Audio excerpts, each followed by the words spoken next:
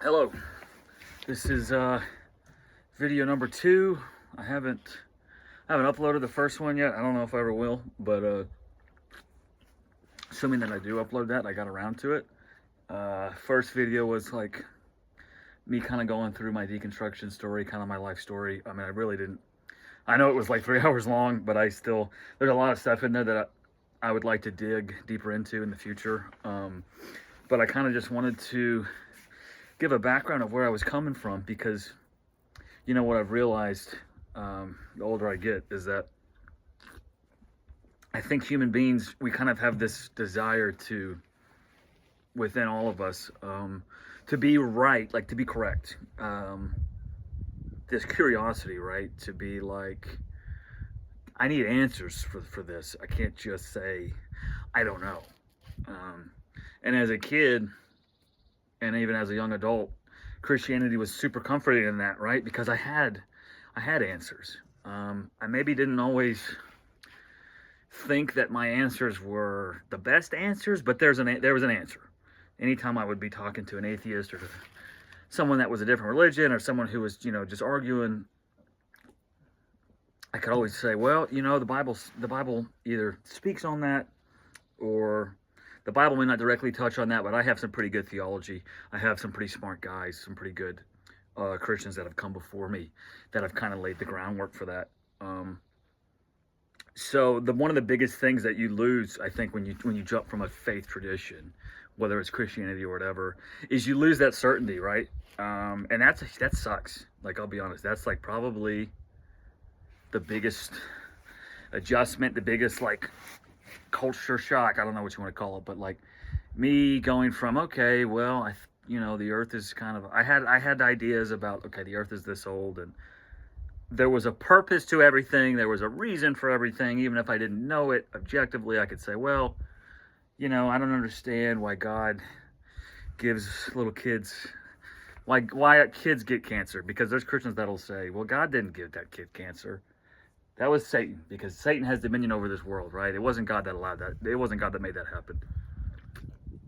And I would have been one of those people, but when you really think about even something as simple as that, like a kid getting a disease and dying, whether that kid is Christian or not, even assuming that you believe in the age of accountability, and let's say that kid gets to go to heaven, God still has God is in that, right? You can't take God out of that, even if you're going to say, Satan is in control of this world, so it was Satan that did that. Well, then you can always just bring it back to, well, then why was Satan allowed to do that? Well, because God let him do that, right? It was God's permissive will that allowed that to happen. And it used to be, I would have said, that's a good answer to that. That's okay. I'm okay with that answer. That something bad things happen and God allows that to happen, right? The problem of suffering. But when you leave the faith, you lose that, right? I no longer had an answer for why bad things happen to good people, right? But I'll tell you, in a lot of ways, it's actually freeing, because the answer of, well, it's part of God's plan, don't worry about it. We can't, our stupid human brains, we can't even begin to think about why God does what he does. If you're a Christian listening to this, I would encourage you, how compelling is that to you, really, when you really think about it? Are you satisfied with just saying that anything that I don't like, anything that is what I would, in my feelings, would be categorized as bad or negative, God has a reason for that. So I'm not even going to worry about questioning or doubting, because of course God's got a reason. That, if you're that person, you have a very strong faith, obviously, right? And I don't know if I would say I commend you for that. Used to, I would have said that. Again, I'm not making these videos to be like, you're so stupid if you're a Christian, and like, how could you be fooled? I know Christianity's done a lot of good for a lot of people. I guess these videos are kind of more for me to just kind of air out my thoughts, and to encourage, if someone was in a position that I was in, because I was in a pretty bad position with my faith. Like, I felt like Christianity was presenting more questions than answers towards the end, and I was getting really frustrated. So maybe this is more geared towards someone who's like still would say, yeah, I'm a Christian, but man, I've just started to have some questions, or like I wonder about these things. Like, this is more to encourage those people, and to encourage anybody, but like to encourage you if you're a seeker, if you're someone who's questioning things, like keep looking, man. Keep searching, right? Like, don't allow yourself to just say, this is the answer that my parents or that the church has told me to go with, so I'm going to go with it, right? I just think, for me, that started to become, it just felt like a dishonest faith. It felt like I'm just going to intentionally not flip over these rocks. I'm not going to go into those rooms of the house that I know I might find things that scare me, because I don't want to leave this house, right? I want to stay in this house. But again, I just encourage you, man, because there is freedom in that. There is freedom in taking that leap and jumping out of that boat and leaving that house and seeing what's out there, right? So I guess maybe that's kind of what I'm aiming at here is like, it takes a lot of courage to leave behind your frame of reference for basically everything, especially if you're a fundamentalist Christian, your worldview, your lens. I know that's no small feat to just say, well, okay, let's flush that away, and then let's see what else is out there. I know that's hard, but I'm here to tell you, it's rewarding to seek out the truth about whatever questions that you may have, because whether it's Christianity, whether it's Islam, Buddhism, whatever again, people like to say they have the answers, right? People like to say, well, I've got to figure it out, because my scriptures tell me this, or my God has put this on my heart. We don't like to say that we don't know, right? But just think about this. Are all of those religions right? You know, the Mormons and the Muslims and the Jews, like, if you look into those texts, those religions, they've got some mutually exclusive things, right? I mean, just look at Judaism and Christianity, right? They can't both be correct, because if Jesus is the guy, the Jews, they kind of missed the boat in like a kind of a major way. And not only that, they didn't really treat him too well. So those both can't be true, right? So no matter what ends up being correct, there's a lot of people walking around that are wrong. And I think as a Christian, even I felt that way. Well, I felt that way a lot stronger than I do now, because now I just think, I think everybody's wrong. I think all the religions are probably wrong. But as a Christian, I had this it was arrogance. It was this kind of prideful, like, these idiots. You know, I don't think I would have said idiots, but these people are deceived. They've got the wrong God. They've got the wrong whatever. And I've got it right. And I've got the truth. And I would try to convince people of why I was right. And then, of course, when I had the blinders on, when I was in the middle of it, I really did think that Christianity gave better answers than the other faiths did.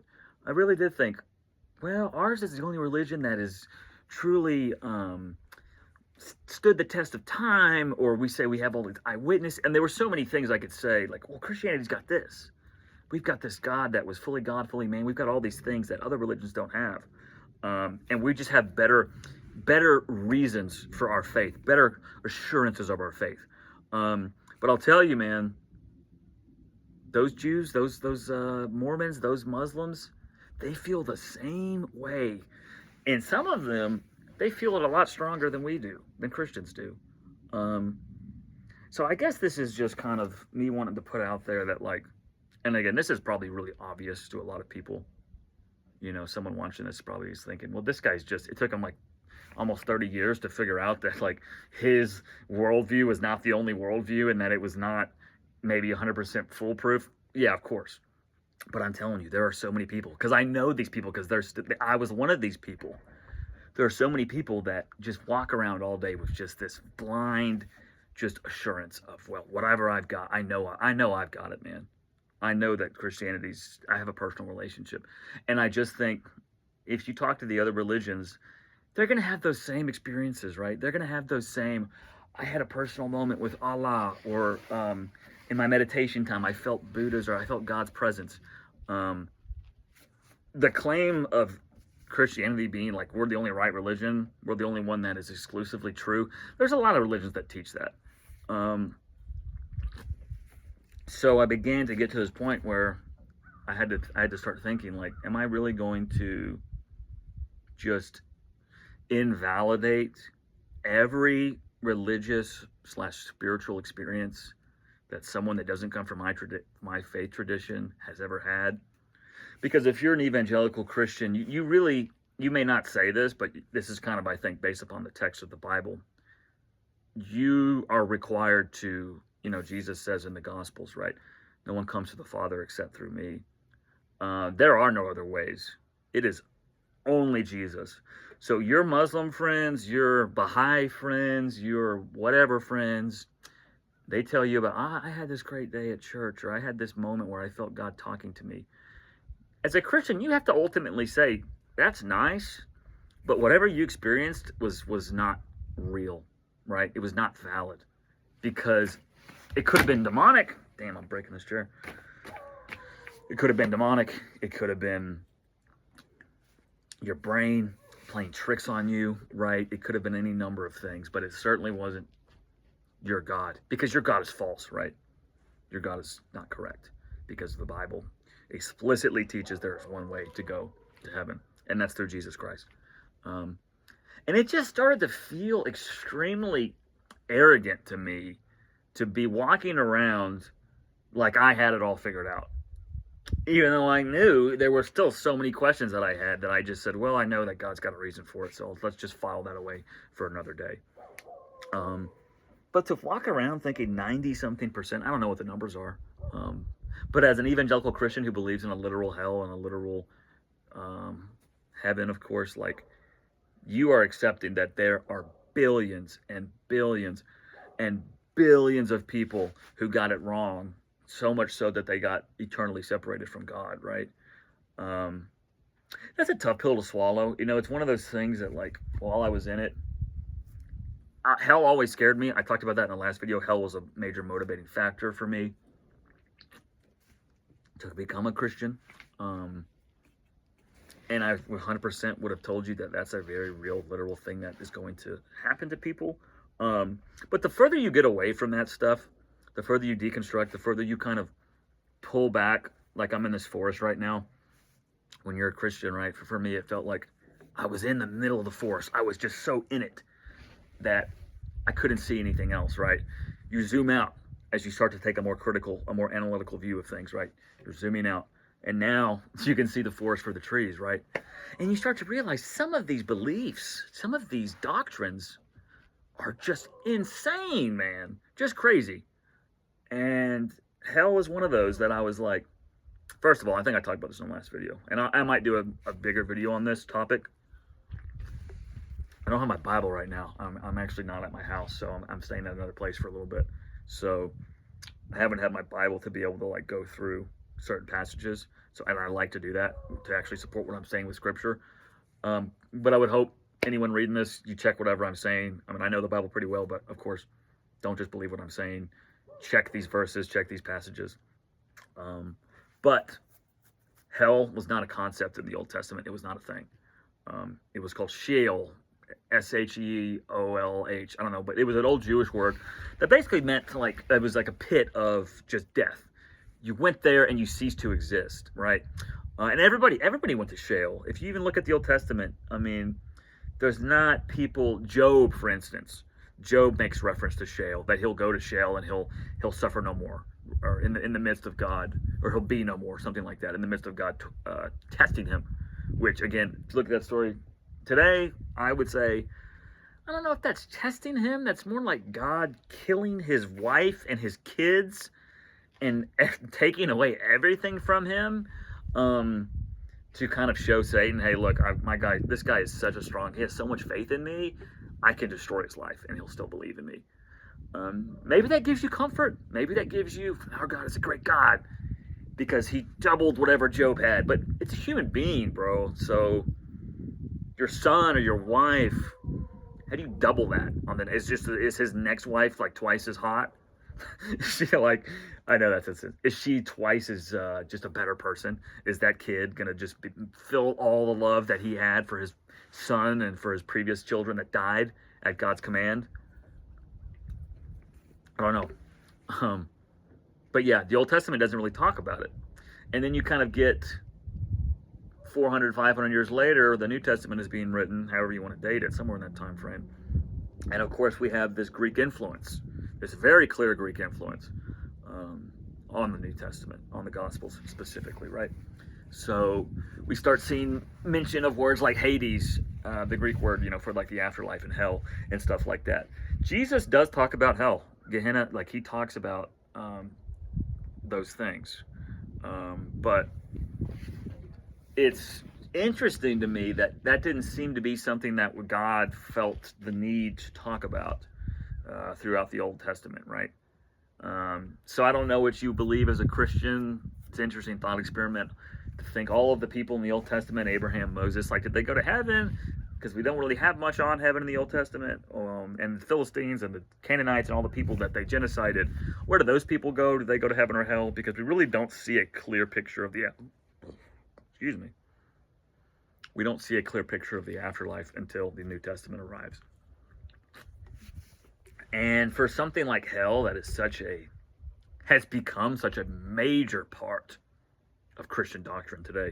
Now, a lot of hardcore Christians listening to this will say, dude, the church is actually too soft on hell. We don't talk about hell enough. And that's why, people have gone astray today, because we don't get the fear of God in them anymore. Sure, yeah, there's a lot of churches that don't preach on hell. And I think there's good reasons why. But it is troubling to me that this concept of hell seems to be kind of a later addition. And then you can look even in the New Testament, Peter and Paul, they talk about Judas committing a greater sin. Peter talking about how those who knew the truth and turned away from it, it would have been better for them to have never been born. Talking about apostates, people like me. That to me is pretty clearly signifying that hell is not only real, but there's different levels. There's different levels of punishment that you can go to based upon how you were as a human being, based upon what your decisions were as a human. And that aligns with Dante's Inferno, which of course was written much later than these New Testament books. But kind of this idea of there's multiple levels of hell. Based upon how bad you were, you're going to go to different places. And of course, a lot of Christians, I would have said, well, I can see some rationale for, logically would make sense that maybe a guy like Hitler would get a worse punishment than a guy in the Amazon rainforest who a missionary said appeared to him and told him to say the prayer, and the guy did it, but then he went back to worshiping the sticks or the trees or whatever was around him, and he rejected God and he went to hell. On its face, it would seem, even as a Christian, I was like, God is going to punish differently based upon your life, because he has to, because that's fairness. And if you look at stuff we get about heaven, right? We talk about don't work too hard on the things of this earth. Try to sow your reward in heaven. That's really where it's going to be. I think Jesus says, my Father is preparing many rooms for you. So there's a lot of imagery in the New Testament about there being kind of levels to heaven, and you kind of having different levels of ability or different levels of comfort or awe or whatever in this heaven based upon how good of a Christian you were. So a lot of Christians will say, the works-based stuff, that's all crap. It's not about how good you are or how bad you are. It's about the decision you make. It's about the prayer that you pray, and it's about your heart.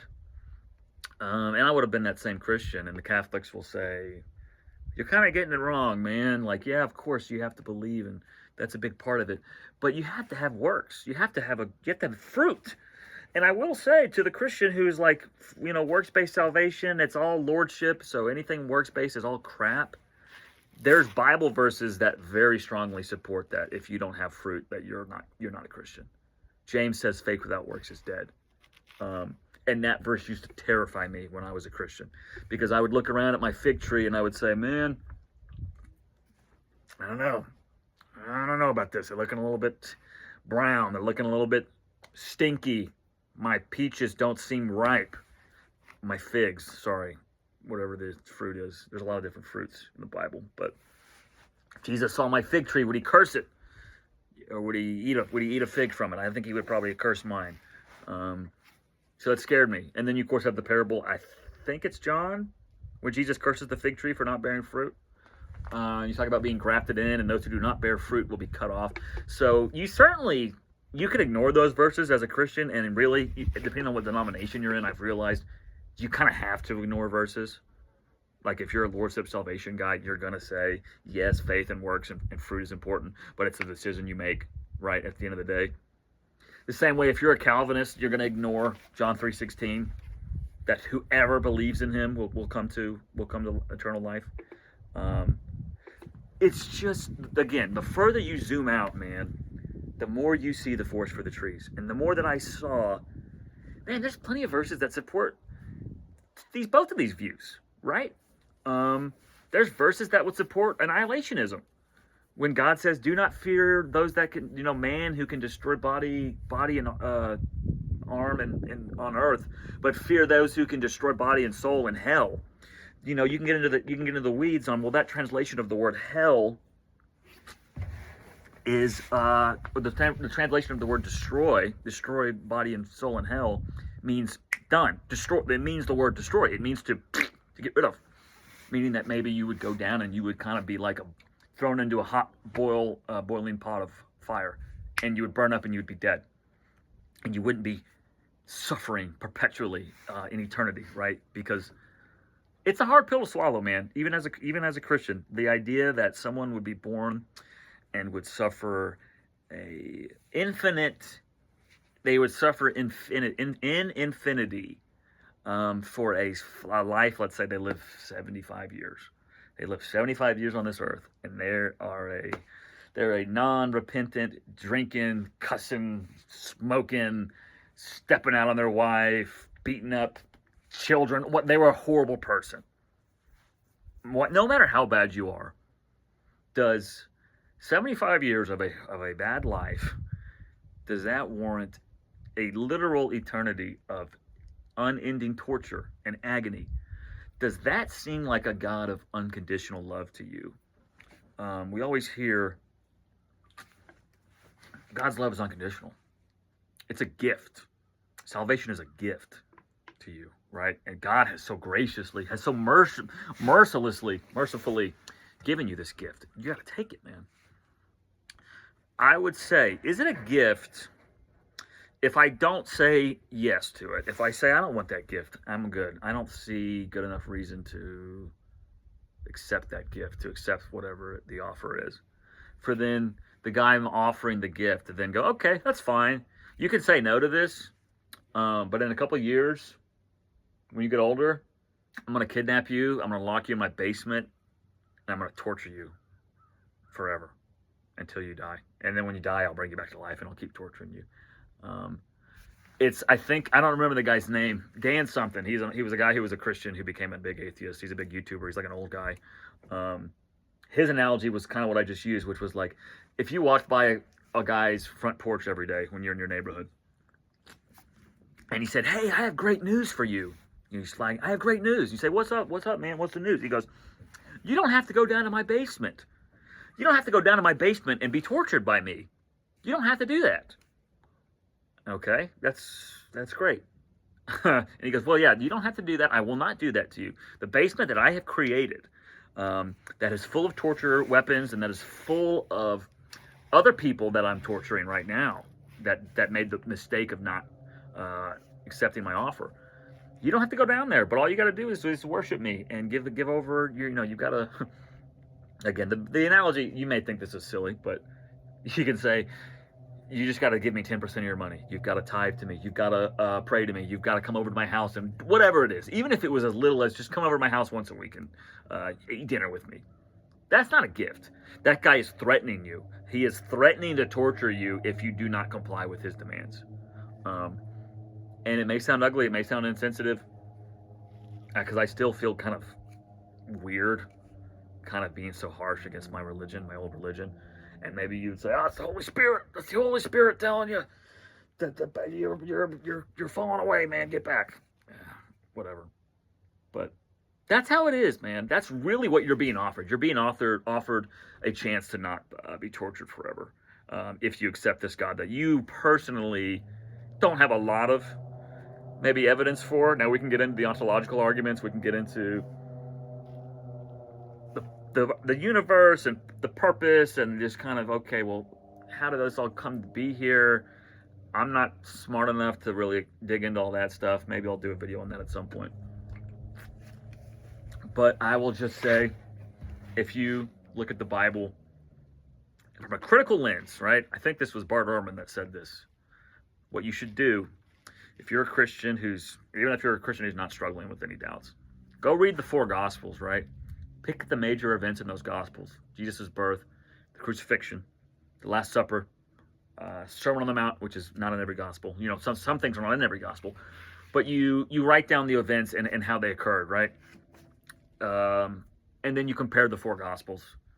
And you see, well, one gospel says that there were shepherds there. One gospel says there were wise men there. And again, I'm just kind of talking in general. I know that I might be not getting all these things 100% correct because I don't have my Bible in front of me. But I will say, if you read the New Testament if you read it critically and you just objectively mark down, okay, this said that this woman was at the tomb when Jesus resurrected. And this says that these were Jesus' last words on the cross.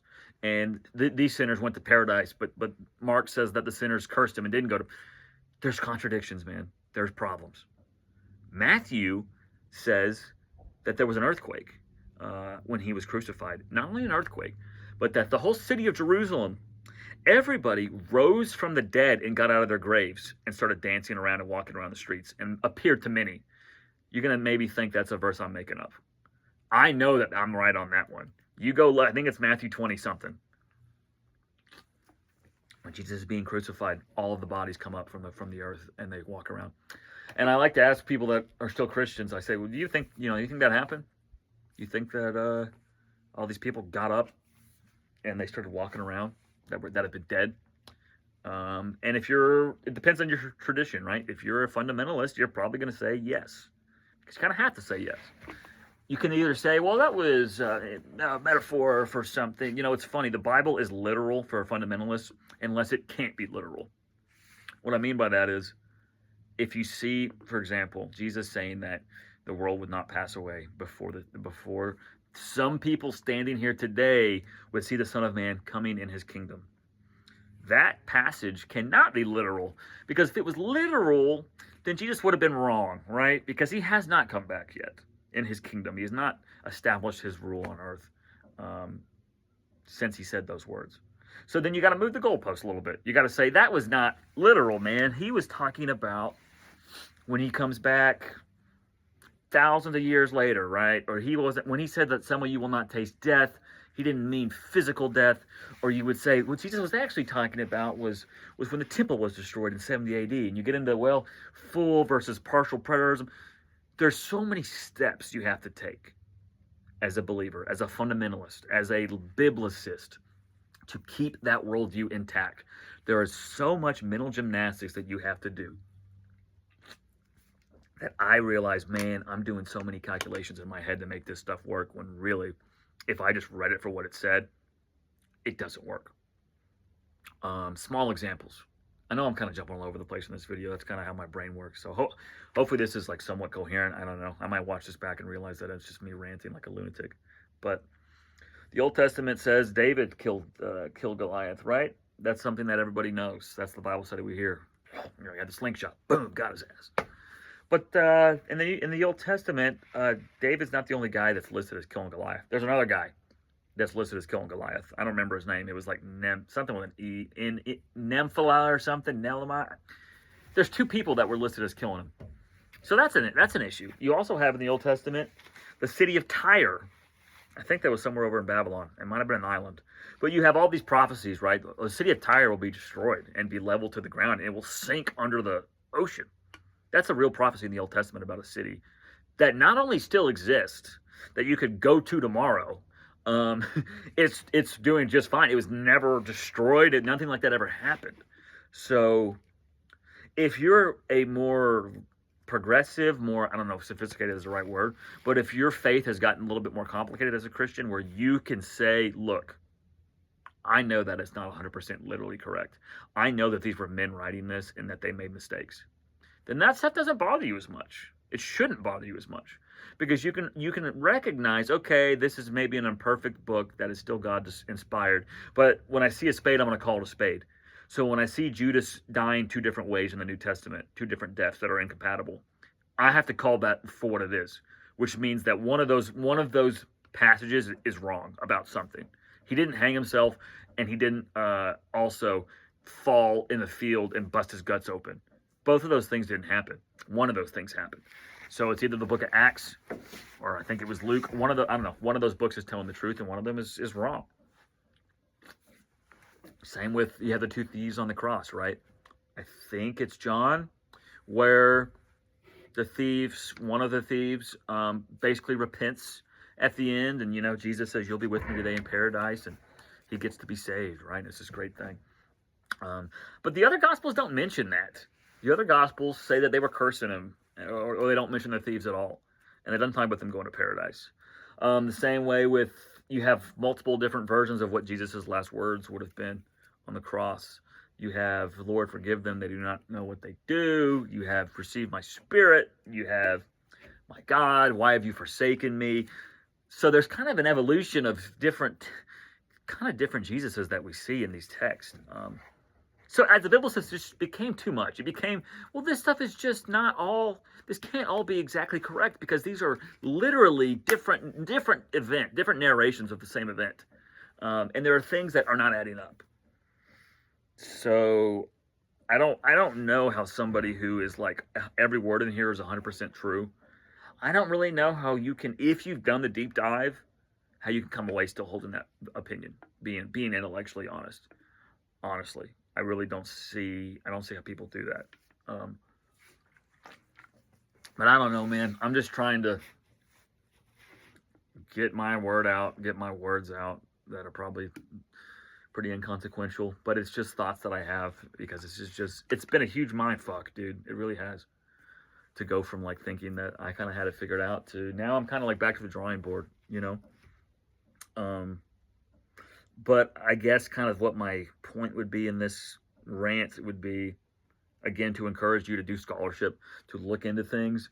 Don't go to Answers in Genesis or gotquestions.org for every apologetic you have, because those guys are going to be telling you, they're coming from the perspective of the Bible is true, so how do we reconcile this, right? And there's nothing wrong with that, in the sense of, that's your religion, so you can accept that as true. That's fine. I don't have a problem with people saying, this is the presupposition. I'm presupposing that the Bible was correct and that the Christian God is the God. So everything in that text, everything about him has to be true. And we have to kind of just make it work, even though parts of it are messy, with the kids with cancer and with all these things. You can kind of play those games and try to reconcile them, but I do think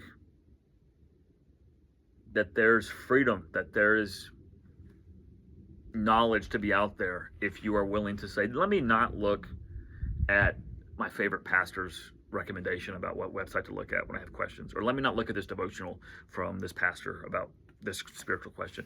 Let me just Google it. Let me see what secular science has to say. Secularism, and that's like a bad word, right, for Christians sometimes. It's like, that's part of the world. It's secular. You need to be set apart from the world. Do you ever think that maybe all of those passages and all of those encouragements to stay away from science and to stay away from the world is maybe because some people know that there are problems within Christianity that you're going to find out pretty quick if you look into what the science has to say. Excuse me.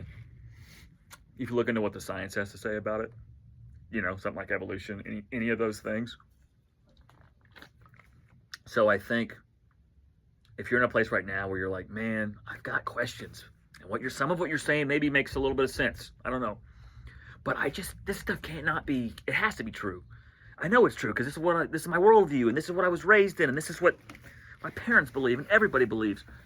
I would just, again, encourage you to zoom out a little bit. See the forest through the trees, and ask yourself questions like, if I was, I used to think this back when I was still a Christian. if I was born in Baghdad, or if I was born in Beirut or Pakistan, wherever, if I was born in a different place, maybe even in the same time or a different time, that was predominantly Muslim or Hindu country, right? And I grew up and my parents were that religion. Let's just say instead of devout Christians, my parents were devout Muslims.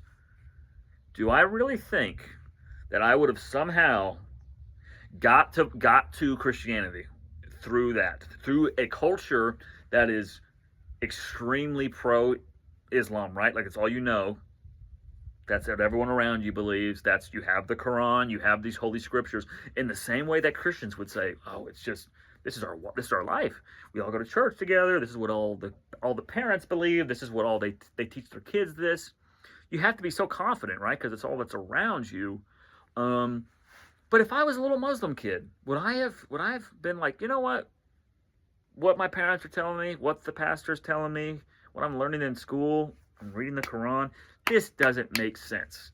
This is bullshit. You know what sounds right? That Jesus guy. I want to say that just something about that seems like that was the way to go. And I want to look into that. That would not have happened to me.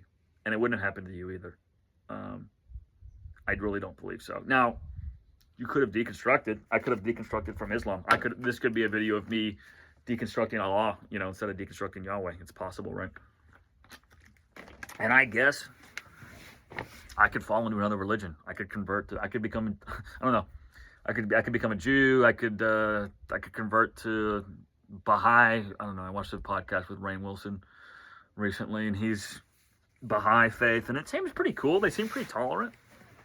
Because I'll be honest, it's like, this may sound insensitive, it's cool to have a religion. It's like fun to believe. Like, it was cool. I enjoyed thinking about heaven and about getting to see my grandma again and stuff. Now sometimes I would think too much about it, and the idea of eternity sort of tripped me out a little bit. Same way that I wouldn't want to be in hell forever, I wouldn't want to be in heaven forever. If it truly is, you're just worshiping this God that made you, that is basically telling you have to worship me, or you would have gone to hell. I don't know about that. Maybe that'd be fun for a couple hundred years. Maybe it'd be fun for a couple 100,000 years. Would it be fun to just sing his praises for, I don't know.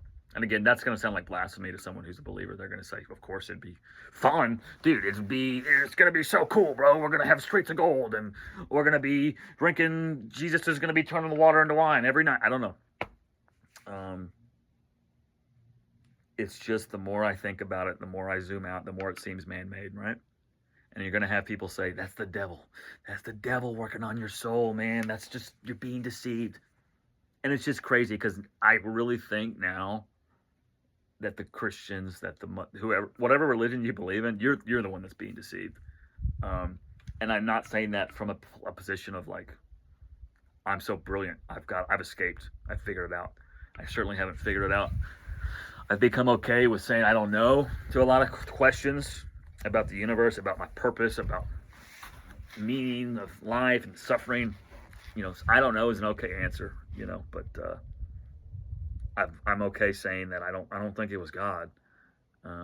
Would you really want to worship a God who, for whatever reason, natural disasters is like a big thing for me, right? Like, I can understand there's an argument that Christians will make about, well, God could have set it up like we were robots.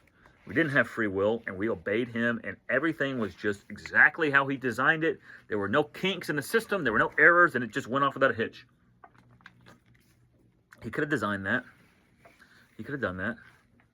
And they'll say, well, yeah, that wouldn't be the same, though, because then you lose the beauty of human nature, of humans choosing to do right when they could choose to do wrong, or humans learning their lesson when they make a wrong decision and then they regret it, and they fail and they fail and they fail, and they eventually triumph, right? Like, you look at the Israelites in the Old Testament, that's a story of failure after failure after failure. They sucked. They couldn't get it right. Moses was talking to God for 10 minutes on the mountain. And what do those guys do? They make a damn cow to worship after like 10 minutes, right? They just couldn't get it together. So there's like so many things of just failing and failing and failing where they can't seem to get it right. And Christians will say, that's the beauty of God's plan. God made it to where we could choose him, and it makes it all the more beautiful because we can choose not to choose him. And to that, I would say I could see the merit in that of like a kid, like a rich trust fund kid that has everything handed to him, that never has any failure or any mistakes in life. He doesn't maybe appreciate his new Porsche or his new fancy mansion like the poor kid who had to work every day, that had to put himself through college and start his own business, and that kid's gonna appreciate it more. I agree with that. But then you have something like how does like a flood or an earthquake, that kind of suffering, does that build character? Does like the hurricanes in Oklahoma, the tornadoes in Oklahoma, or like Hurricane Harvey, or the recent hurricanes in Florida that have gone through Georgia and North and South Carolina, are those, what's the purpose of those? Because people are just dying, right? Like, and that's when you get into the question of, okay, well, that's part of God's, that's got to be part of God's plan. So you really shouldn't question that too much, you know? That's just like, that's not very compelling for me anymore, to just think that, like, why is God doing all that stuff? We could still have suffering. We could still have, I triumphed over defeat. I chose good over evil, without having Hurricane Katrina kill thousands of kids, or without having the flood kill everybody, right? It's just like, I don't know, man. Certain things with the problem of evil, the problem of suffering, I can understand the apologetics of like, you can't understand good without bad. Like, how do you know that cake tastes good unless you've had a piece of bad cake, a piece of cake with poop in it? You know, I don't know. This kind of compare and contrast. But if God really loved us, I don't know, couldn't he have said, yeah, you guys can fail and you'll get up and you'll try again, but I'm not going to just wholesale wipe out hundreds of thousands of you, you know, at the same time. See, that seems like, okay, you kind of lost me on that one. So I don't know. There's a couple more things I was trying to talk about. Let's see. I talked about hell. I kind of rambled about good and evil.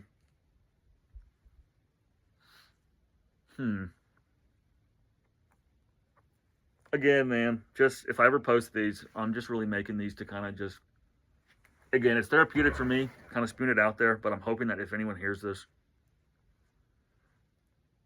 they'll think critically, and just start to question things. Healthy questioning, right? Healthy skepticism. Because there's a lot of things you'll hear from Christians, the old talking points that I just don't think hold a lot of water. You know, you'll hear a lot of times that Christianity is like responsible for science, modern science, the Enlightenment. They'll say Galileo, Isaac Newton, all those guys, they were Christians. Well, I'll say this: a lot of those guys were Christians. That was the thing to do back then. There weren't really. You're not going to go back and find atheists or agnostics when you're looking at those super old Enlightenment, pre-Enlightenment scientist guys. They didn't do that because the church and the government were so intertwined.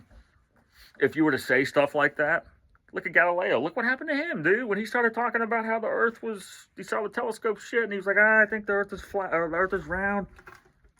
We revolve around the sun doesn't roll around, whatever the fuck. And I think that was Copernicus. It was like, dude, shut up. We don't need you to talk about all this science bullshit. Stop it. Enough. And people will say, well, yeah, without Christianity, science would be in the Dark Ages. Maybe that's true. I'm not an expert on the history of pre- and post-Enlightenment development science. I know there was a lot of Christian guys that were scientists, and women too. I know that the Catholic Church funded a lot of research, continues to fund a lot of research.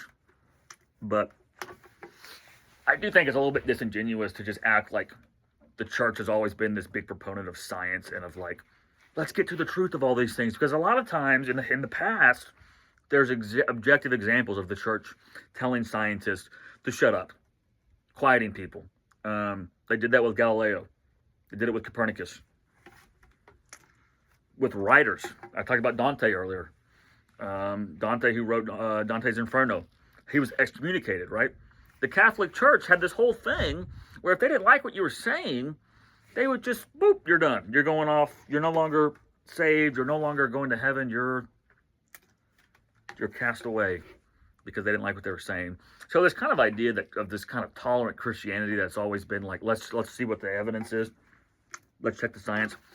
I think that's a bit of a misconstruction.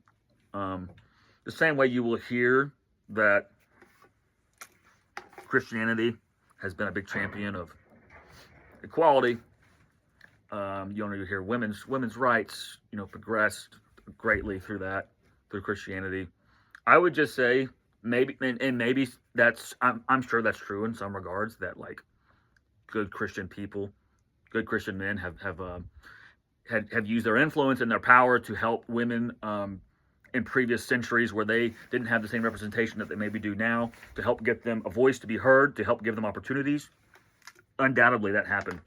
But if you just look at the text of the Bible and you look at what Paul says, the text that sure as heck didn't help with women getting anywhere, right? Because we have Paul saying in his letter to the Corinthian church, the church in Corinth, I do not permit a woman to speak in church. They must be silent. And Christians will say, hey, wait a minute. You're not understanding the context. They love to talk about context. They love to say, that's not the truth. That's not the full story. Paul was writing a very specific letter to a very specific group of people at that time, and they were dealing with disorder in their church. And the reason they were doing this was because the women were speaking up and causing problems, and Paul was just giving advice to that church. I would ask you, how are you so confident? Were you at that church? Like, how are you so, like, you knew what was going on in the services, apparently, about what was happening? But if you read that, talk about context, right? If you keep reading that passage, Paul gives a reason for why women aren't supposed to talk in church. He doesn't just say, in this instance, women are misbehaving, so you need to step in and control make an order out of this chaos. No. Well, he says, for woman took the bite out of the apple from the serpent. It was Eve who fell before Adam did and caused the fall, right? So Paul is giving his reasoning. He's giving it to you explicitly why women are not supposed to have authority in the church. And it's not because there was disorder in that specific church. It's because Paul saw it that women are not fit to be in leadership roles in general, not in that specific church, because he gave his rationale, right? He gave his reasoning. It's right there. So it makes me a little bit, I think a lot of Christians will say those kind of things in good faith. They'll say, man, God, the Bible has done so much good. Christianity has done so much good for so many people. And it has. I'm not trying to say that it hasn't. But I think they try to take too much credit where credit's not always due. And another example of that would be slavery, right? And again, I'll probably do a deep dive on biblical slavery because there's a lot of nuances to it. And I'll give that to Christians. They'll say, you're mischaracterizing it. It was indentured servitude. It was this. It was that.